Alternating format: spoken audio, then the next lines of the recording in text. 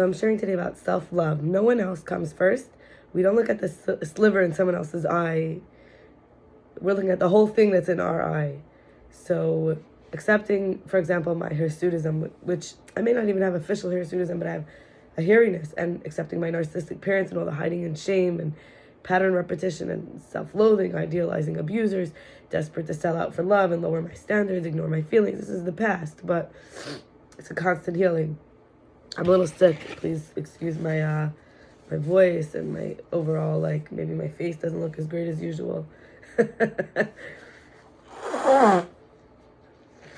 And healing the hypocritical cognitive dissonance, to stop contradicting ourselves with actions and desires, surface versus depths, lowering standards for loyalty, which is not who they being loyal to. I'm not even being loyal to myself, right?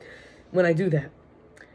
Ego is the skewed, smoky reflection. It's so full of itself. Like, we get pushed, we don't need to push back. Just go away instead of making another look weaker. When we take ownership of the truth, our actions, that we're not always to blame. But the key word here is always, sometimes, right? Under pressure, we can transform. That's why everyone says, like, an olive oil, like a diamond. We can keep practicing. I'm sorry. Forgive me. Thank you. I love you. We have to do what we have to do for ourselves. And there's this cultural schizophrenia, like, leave the dictatorship, but it's still inside. Like, don't let anyone oppress you. But chas v'shalom, you know, where people are oppressing themselves. Proactive, reactive, and deactive. When we say deactivate, proactive or reactive. So we can provide or deprive relief, but it can't always be to the same person or from the same person. And usually we're just homesick for ourselves. So when these patterns resurface, we can test ourselves, see if it's a test, right? Harder than we thought, but we're doing well, staying afloat, learning new languages and means of self-expression. And really to be with our real self. In Hebrew, we say the word kol yachol. I hope to talk about this in the future more, but it means the omnipotent, the all can do all, right? So when we start over, it's so hard to let someone love me as I am because it wasn't safe before, and I run away when I feel ugly or weak. But I don't know shit. And I'm saying that because that's a quote of someone I used to be in a group with. They always used to say that. I don't actually know enough to know exactly who I am. I might have confused attention with love. Not I might, I did. People were like hostages, or I was, to carry the idealized and devalued projections. No more denial of myself, though.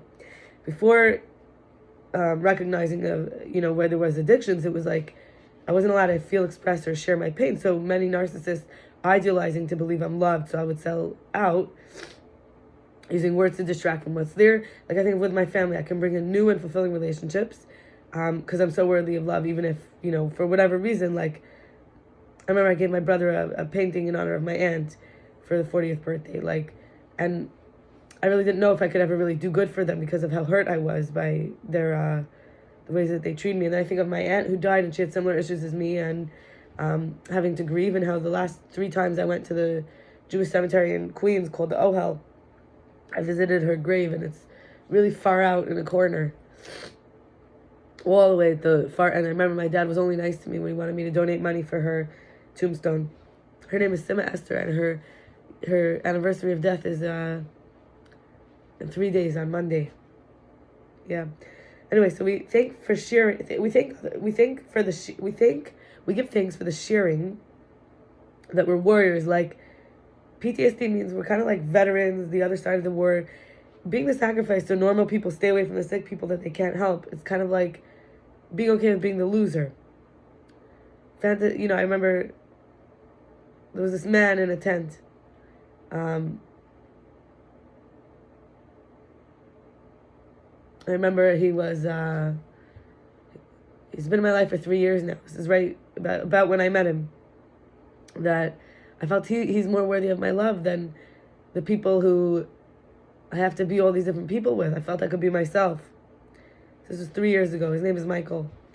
Resetting my tolerance. So 1 minute at a time is not so bad, whatever it is, whether it's loving myself or resisting doing something that's reactive.